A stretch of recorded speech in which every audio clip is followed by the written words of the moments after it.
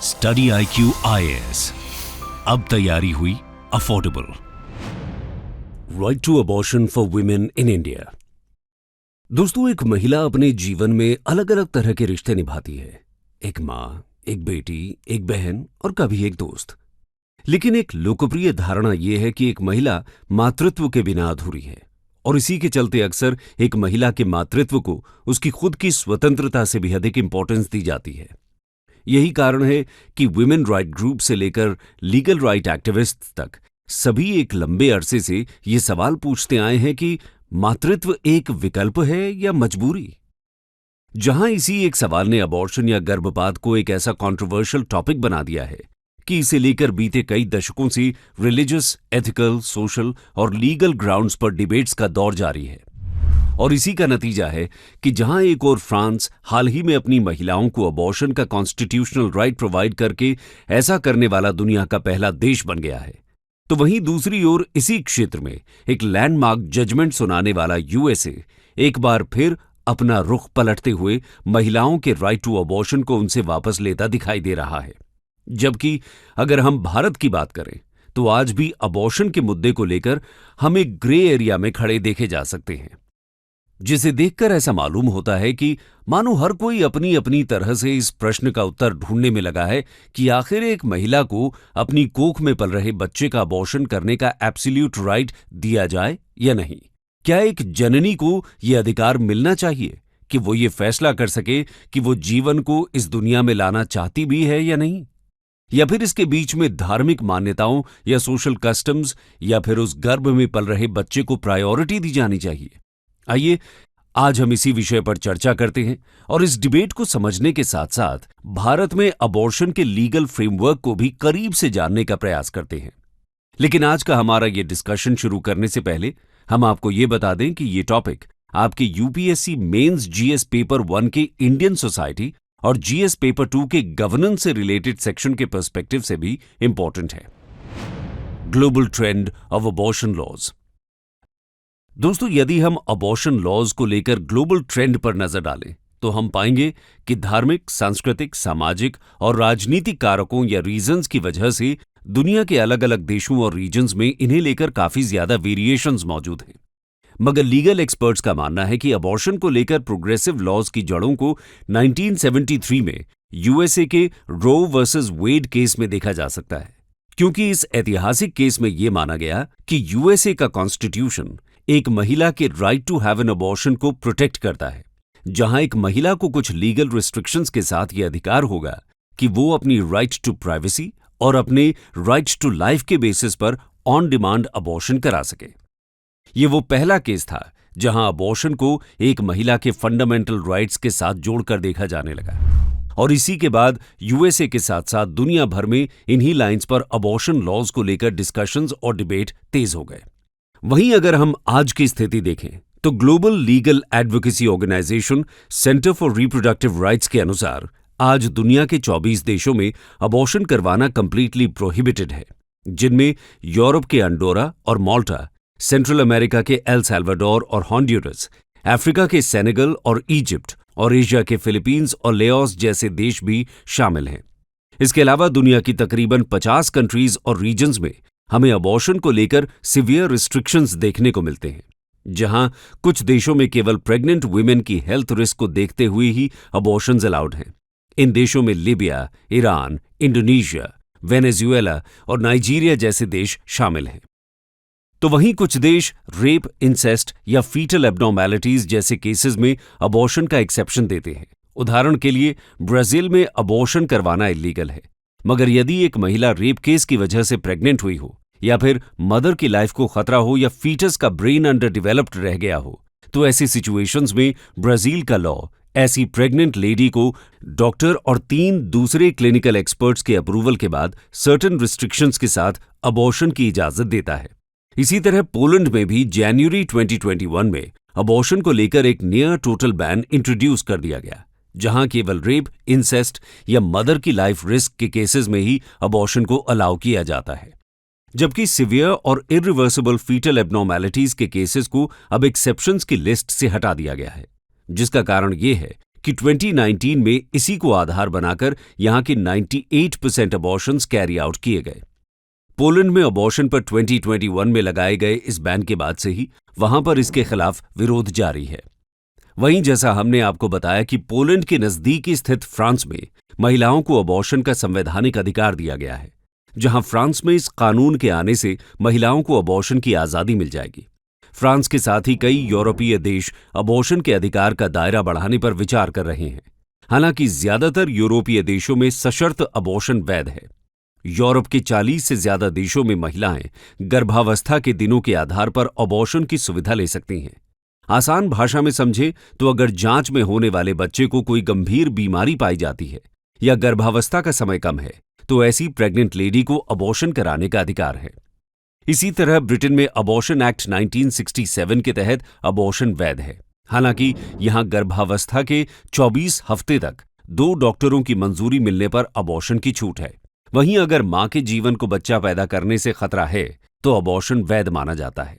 जबकि अगर गर्भावस्था को 24 हफ्ते से ज्यादा हो गए हैं तो अबॉर्शन की मंजूरी लेना जटिल हो जाता है।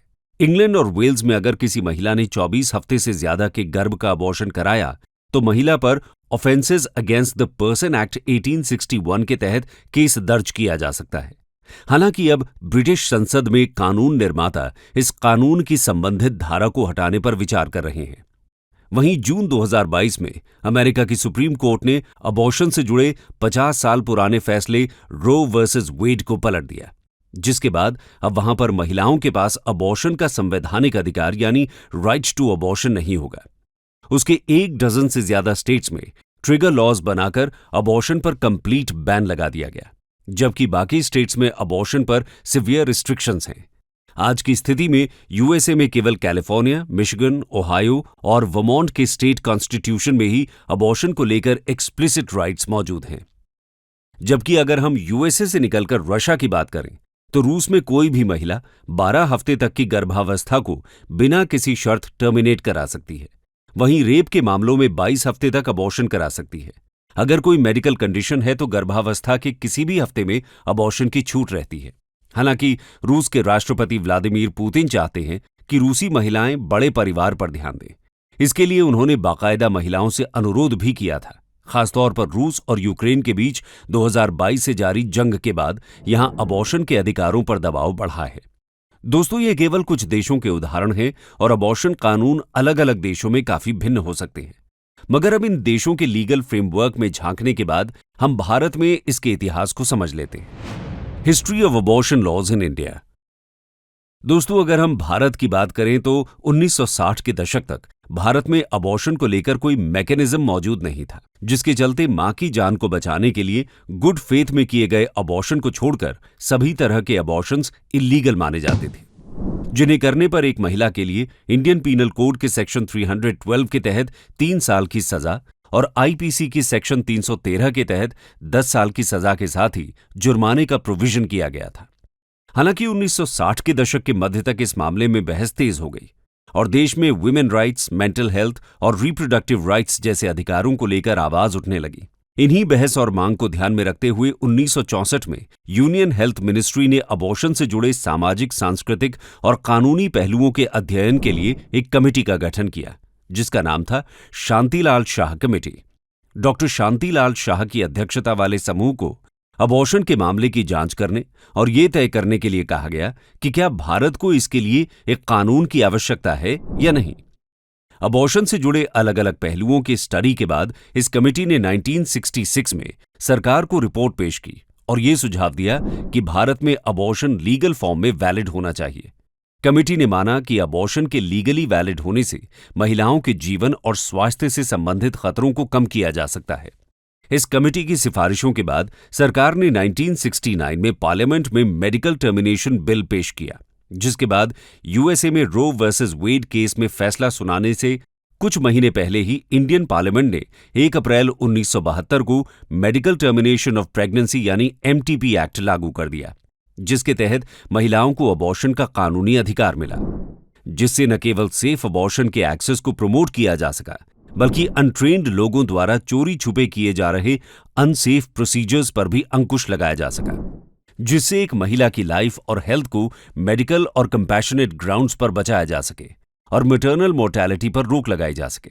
यही नहीं, इंस्टीट्यूशनल अबॉर्शन को लीगलाइज करके सरकार ने उन मेडिकल प्रैक्टिशनर्स को भी प्रोटेक्शन प्रोवाइड किया जो इसके पहले अबॉर्शन करने पर आईपीसी की सेक्शन 315 और 316 के अंडर प्रोसिक्यूट किए जाते थे।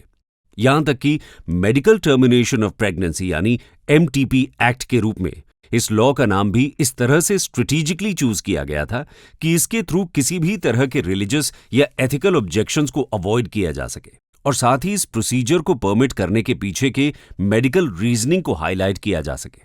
इनिशियली ये लॉ 20 वीक्स तक अबॉर्शंस को अलाउ करता था, मगर बाद में समय समय पर इस कानून में अमेंडमेंट हुए, जहां 2002 और उसके बाद 2021 में ही इसमें मेजर अमेंडमेंट आया, जिसके बाद इसे मेडिकल टर्मिनेशन ऑफ प्रेगनेंसी यानी एमटीपी अमेंडमेंट एक्ट 2021 कहा गया।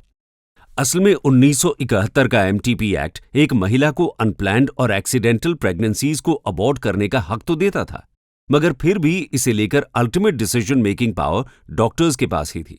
ऐसे में 2017 के justice KS. Puttaswamy retired versus the union of India and others case में कोर्ट ने एक महिला के कॉन्स्टिट्यूशनल राइट्स को रिकॉग्नाइज करते हुए माना कि वो अपनी रिप्रोडक्टिव चॉइसेस करने के लिए स्वतंत्र होनी चाहिए। जहां आर्टिकल 21 के under use right to personal liberty का फंडामेंटल राइट मिलना चाहिए, ऐसे में medical termination of pregnancy amendment act 2021 ने थेराप्यूटिक, यूजेनिक, ह्यूमैनिटेरियन और सोशल ग्राउंड्स पर भी एक महिला को ये राइट दिया कि वो सेफ और लीगल अबॉर्शन सर्विसेज का एक्सेस प्राप्त कर सके। यही नहीं, देश के प्रोग्रेसिव होते समाज और लिव इन या ओपन रिलेशनशिप्स के राइजिंग ट्रेंड को देखते हुए इस अमेंडमेंट एक्ट में हस्बैंड टर्म को पार्टनर के साथ रिप्लेस कर दिया गया, जिससे अनमैरिड वुमेन को भी इस एक्ट का प्रोटेक्शन प्राप्त हो सके। लेकिन इसका मतलब ये नहीं है कि भारत में महिलाओं को अबॉर्शन कराने की खुली छूट है। एमटीपी एक्ट 2021 में कई टर्म्स एंड कंडीशंस दी गई हैं। अगर आपका कारण उस क्राइटेरिया को पूरा करता है तभी आप अबॉर्शन करा सकते हैं। एमटीपी एक्ट में अबॉर्शन राइट्स को 3 कैटेगरी में डिवाइड किया गया है। पहली कैटेगरी में जहां प्रेगनेंसी के 0 हफ्ते से 20 हफ्ते के बीच अबॉर्शन कराने के लिए कुछ कंडीशंस दी गई हैं। अगर कोई महिला मां बनने के लिए मेंटली प्रिपेयर्ड नहीं है या फिर कॉन्ट्रासेप्टिव मेथड या डिवाइस फेलियर हो जाने के कारण न चाहते हुए भी महिला प्रेग्नेंट हो गई हो, तो वो अपना अबॉर्शन करा सकती है। मगर इन कंडीशंस में अबॉर्शन करवाने के लिए ये जरूरी है कि इस दौरान एक रजिस्टर्ड डॉक्टर की एडवाइस से हो। दूसरी कैटेगरी में 20 से 24 हफ्ते के बीच अबॉर्शन कराने के लिए कंडीशन दी गई हैं, जहां rape survivors, minors, physically disabled या ऐसी महिलाएं जिनका मैरिटल स्टेटस चेंज हो चुका है या जो mental retardation, disaster stricken, foetal abnormality से जूझ रही हैं, वो 2 रजिस्टर्ड मेडिकल प्रैक्टिशनर्स के अप्रूवल के बाद 20 से 24 वीक्स ऑफ प्रेगनेंसी में भी अबॉर्शन का रास्ता चुन सकती हैं। यहां हम आपकी जानकारी के लिए बता दें कि एमटीपी एक्ट 1971 के अंदर 12 वीक्स तक एक डॉक्टर का अप्रूवल और 12 से 20 वीक्स ऑफ प्रेगनेंसी को अबॉर्ट करने के लिए 2 डॉक्टर्स के अप्रूवल की जरूरत होती है। और तीसरी कैटेगरी में 24 हफ्ते के बाद की अबॉर्शन के लिए कंडीशन दिए गए थे। इसके तहत अगर कोई भी महिला रेप विक्टिम है और उसके चलते प्रेग्नेंट हो जाती है तो ऐसे में वह 24 हफ्ते के भीतर भी अबॉर्शन करवा सकती है। इसके अलावा अगर कोई महिला हैंडीकैप्ड है तब भी वो 24 हफ्ते बाद अबॉर्शन कराने का फैसला ले सकती है। अगर बच्चे को जन्म से पहले ही कोई बीमारी है और उसके जीने के आसार कम हैं तो ऐसे में अबॉर्शन किया जा सकता है। हालांकि ये इतना आसान नहीं होता। 24 हफ्ते के बाद अबॉर्शन पर फैसला लेने के लिए एमटीपी बिल द्वारा स्टेट लेवल मेडिकल बोर्ड्स का गठन किया जाता है, जिसमें एक गायनिकोलॉजिस्ट, पीडियाट्रिशियन, रेडियोलॉजिस्ट और सोनोलॉजिस्ट शामिल होते हैं। ये बोर्ड प्रेग्नेंट महिला की जांच करता है कि कहीं अबॉर्शन से महिला की जान को कोई खतरा तो नहीं होगा। सभी जांच के बाद ही अबॉर्शन की इजाजत दी जाती है। इसके साथ ही गोपनीयता का पूरा ध्यान रखते हुए कानून में ये उल्लेख किया गया है कि जो महिला अबॉर्शन करवाना चाहती है उसका नाम या उससे जुड़ी जानकारी कोई भी मेडिकल प्रोफेशनल साझा नहीं कर सकता। अगर उसकी पहचान सामने आती है तो इसके लिए जुर्माने और 1 साल की सजा का प्रोविजन है। ऐसे में सुप्रीम कोर्ट भी ये बात कई बार स्थापित कर चुका है कि 24 वीक्स की प्रेगनेंसी तक देश में हर महिला को ये राइट है कि वो लीगल और सेफ अबॉर्शन ऑप्ट कर सके, फिर चाहे उसका मैरिटल स्टेटस जो भी हो। मगर इस सब के बाद भी हमें एक टसल देखने को मिलता है जहां अक्सर ये बात पॉइंट आउट की जाती है कि देश में बनाए गए लॉज में कुछ फ्लॉज हैं। Why is the MTP Act still getting opposed in India? दोस्तों, MTP के क्रिटिक्स और वुमेन राइट ग्रुप्स अक्सर इस बात को पॉइंट आउट करते हैं कि MTP एक महिला को एट विल अबॉर्शन का राइट प्रोवाइड नहीं करता, जबकि WHO अक्सर इस बात पर जोर देता है कि स्टेट्स को अबॉर्शंस को फुली डीक्रिमिनलाइज कर देना चाहिए, जहां अबॉर्शंस पर ग्राउंड्स बेस्ड रेगुलेशन और जेस्टेशनल लिमिट्स को रिमूव कर देना चाहिए, जिससे सभी के लिए नॉन डिस्क्रिमिनेटरी और इक्वल अबॉर्शन केयर इंश्योर किया जा सके। यही नहीं, MTP एक्ट में रेप विक्टिम्स और दूसरी वल्नरेबल प्रेग्नेंट वुमेन पर भी 24 वीक्स की टाइमलाइन फिक्स कर रखी है, जहां वो 24 वीक ऑफ प्रेगनेंसी के बाद अबॉर्शन के लिए मेडिकल बोर्ड को अप्रोच भी नहीं कर सकती। जबकि आज की तेजी से बदलती परिस्थितियों में फाइनेंशियल कंस्ट्रेंट्स या लैक्टेशनल एमेनेरिया या मेनोपॉज जैसी समस्याओं से जूझ रही वल्नरेबल वुमेन की समस्याओं को समझते हुए खास प्रोविजंस बनाए जाने चाहिए, जिससे उनके लिए भी अबॉर्शंस को ऑप्ट करना आसान हो सके। साथ ही सर्टेन कंडीशंस में 24 वीक्स के बाद अबॉर्शंस ऑप्ट करने के लिए जिस मेडिकल बोर्ड से अप्रूवल की जरूरत होती है, उसके कॉन्स्टिट्यूशन और वहां से आने वाले अप्रूवल की प्रोसेस भी बेहद कॉम्प्लेक्स और लेंथी है, जिसकी वजह से होने वाले डिलेज अक्सर एक महिला के कॉम्प्लिकेशंस को और भी ज्यादा बढ़ा देते हैं। ये बात तब और भी गंभीर हो जाती है जब हम ministry of health and family welfare द्वारा पब्लिश्ड रूरल हेल्थ स्टैटिस्टिक्स 2021-22 पर नजर डालते हैं, जिसके अकॉर्डिंग रूरल इंडिया में सर्जन्स, गायनिकोलॉजिस्ट्स और पीडियाट्रिशियंस का 80% शॉर्टफॉल है। यही कारण है कि क्रिटिक्स अक्सर इस बात को पॉइंट आउट करते हैं कि MTP एक्ट की वजह से महिलाओं को अनसैनिटरी और हैजर्डस सेटिंग्स में अनऑथोराइज्ड अबॉर्शंस का रुख करना पड़ता है। यहां तक कि यूनाइटेड नेशंस पॉपुलेशन फंड की state of the world population report 2022 के अकॉर्डिंग देश के 66% अबॉर्शंस अनसेफ हैं, जिसके चलते देश में हर रोज 8 मौतें हो रही हैं। हालांकि सोशल साइंटिस्ट्स इसके पीछे का एक बड़ा कारण इस बात को भी मानते हैं कि सेक्स एजुकेशन के अभाव में हमारे देश में टीनेज्ड प्रेगनेंसीज बढ़ रही हैं, जबकि इन्हें लेकर सोशल स्टिग्मा या टैबू के चलते लोग कन्वेंशनल मेडिकल फैसिलिटीज का रुख करने की बजाय अनवांटेड प्रेगनेंसीज को टर्मिनेट करने के लिए या तो अनसाइंटिफिक घरेलू नुस्खों का इस्तेमाल करते हैं या फिर झोला छाप डॉक्टर्स की मदद से अबॉर्शंस करवाने की कोशिश करते हैं, और उनकी यही कोशिश उनकी सबसे बड़ी गलती साबित होती है। मगर यदि हम गौर से देखें तो भारत में इस समस्या को सुलझाने में आशा और ANM वर्कर्स एक की रोल प्ले कर सकती हैं, जो जनता के बीच अबॉर्शन को लेकर अवेयरनेस फैलाने के साथ साथ ट्रेन्ड मेडिकल प्रैक्टिशनर्स की तरह रूरल हेल्थ सिस्टम और पब्लिक के बीच एक इफेक्टिव ब्रिज का काम कर सकती हैं, जिससे भारत में अनसेफ अबॉर्शन की प्रॉब्लम को कम किया जा सकता है। मगर इसके अलावा भी हम देख सकते हैं कि ग्लोबल लेवल पर राइट टू अबॉर्शन को लेकर एक कांस्टेंट डिबेट जारी है। ऐसे में अब प्रश्न ये उठता है कि आखिर अबॉर्शन को लेकर इतना विवाद क्यों देखने को मिलता है। तो चलिए अब हम इसके पीछे के सपोर्ट और ऑब्जेक्शंस को भी समझ लेते हैं। What is the debate around right to abortion? दोस्तों, चूंकि अबॉर्शन एक महिला की प्रेगनेंसी को टर्मिनेट करने के लिए किया गया एक मेडिकल प्रोसीजर है, जिसमें मेडिकेशन या फिर सर्जिकल प्रोसीजर के जरिए प्रेगनेंसी एंड की जाती है, इसलिए अबॉर्शन को लेकर मेजर डिबेट हमें प्रो लाइफ और प्रो चॉइस के बीच ही देखने को मिलती है, जहां प्रो चॉइस का मतलब उस महिला की बॉडीली ऑटोनॉमी की सुप्रेमेसी से है, जहां ये बात रखी जाती है कि एक महिला को ये एब्सोल्यूट राइट होना चाहिए कि वो जब चाहे अपनी प्रेगनेंसी को टर्मिनेट करा सके।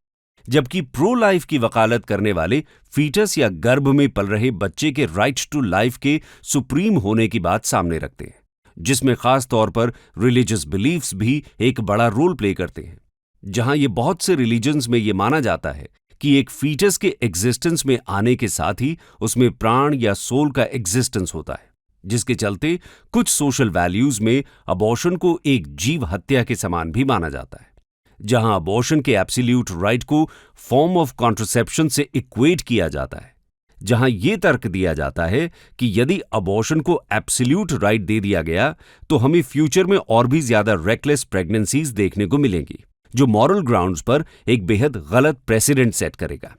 जबकि प्रो चॉइस के सपोर्टर्स का मानना है कि एक पर्सन या कपल के पर्सनल लाइफ और डिसीजंस में इस तरह का लीगल ओवररीच अबॉर्शन के अनसाइंटिफिक और अनसेफ तरीकों को भी बढ़ावा देगा। बल्कि इस कॉन्टेक्स्ट में गटमचेयर इंस्टीट्यूट की एक स्टडी बताती है कि जिन कंट्रीज में अबॉर्शन लीगल है वहां अबॉर्शन रेट्स भी कम है, जो ये बात साबित करता है कि अबॉर्शन को लीगल बनाने से सोसाइटी में रेकलेसनेस को बढ़ावा नहीं मिलता है। दूसरी ओर प्रो लाइफ के सपोर्टर्स द्वारा प्रेगनेंसी में 24 वीक्स की डेडलाइन को फीटल वायबिलिटी से भी जोड़कर देखा जाता है, जिसके अनुसार मेडिकल ग्राउंड्स पर यह माना जाता है कि 24 वीक की प्रेगनेंसी के बाद के फीटस इतना डेवलप हो चुका होता है कि वो वूम से बाहर भी सर्वाइव कर सके। ऐसे में 24 वीक्स की डेडलाइन के बाद एक्सट्रीम केसेस को छोड़कर फीटस का राइट टू लाइफ सुप्रीम होना चाहिए, जबकि प्रो चॉइस की वकालत करने वालों का ये मानना है कि फीटस के राइट्स मदर की राइट्स के कंपैरिजन में तब तक सुप्रीम नहीं होने चाहिए जब तक वो फीटस एक बेबी के फॉर्म में इस दुनिया में जन्म ना ले ले, क्योंकि ऐसा करना विमेन एम्पावरमेंट की राह में सबसे बड़ा रोड़ा है। कंक्लूजन। दोस्तों, अबॉर्शन को लेकर कौन सा पक्ष सही है और कौन सा गलत, इसका कोई एक आंसर नहीं है, मगर यह बात सही है कि दुनिया के साथ साथ भारत ने अपने लिए जो सस्टेनेबल डेवलपमेंट गोल्स निर्धारित किए हैं, उनमें से थर्ड गोल जो गुड हेल्थ और वेलबींग को और फिफ्थ गोल जो जेंडर इक्वालिटी को प्रमोट करता है, उन्हें पूरा करने के लिए देश के साथ साथ दुनिया को भी इस डिबेट का कोई हल ढूंढना होगा। बहरहाल, इस ऑनगोइंग डिबेट में आप किसके साथ खड़े हैं, हमें कमेंट सेक्शन में कमेंट करके जरूर बताइएगा। दोस्तों, इसी के साथ हम अपने इस वीडियो डिस्कशन को यहीं समाप्त करते हैं, लेकिन जाते जाते यूपीएससी एग्जामिनेशन के रेलेवेंस को देखते हुए इस टॉपिक से जुड़ा एक सवाल आपके लिए छोड़े जा रहे हैं, और वो सवाल है, there exist many issues in the right to safe and legal abortion in India. Addressing these anomalies in India's abortion law is needed to ensure right to bodily autonomy, women's well-being and reproductive freedom. Examine. Study IQ IAS. अब तैयारी हुई affordable.